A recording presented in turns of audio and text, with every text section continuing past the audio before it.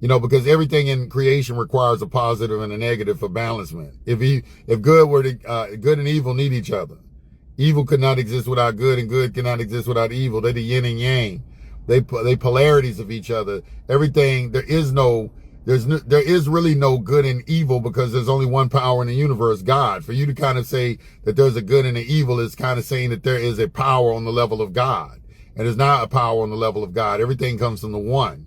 So there's only one power. There's not two powers. Your interpretation of good and evil, that's a subjective interpretation of things. Once you elevate yourself spiritually and you get on certain spiritual levels, you're going to see there's no such thing as good and evil.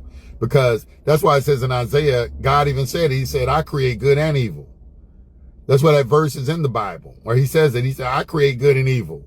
Because good and evil comes from one source, God. So is it really evil? It's not evil. It would be something that would be, is a lion eating a gazelle evil? Or is that what the cycle of life and what nature intended, that God and created through the nature of that entity to operate? Is a snake evil? A snake is not evil. Is a Komodo dragon evil? Man, Komodo dragon mercilessly kill animals, man. But God created that. God, everywhere in life, you see the strong dominating the weak. The life does not favor the weak.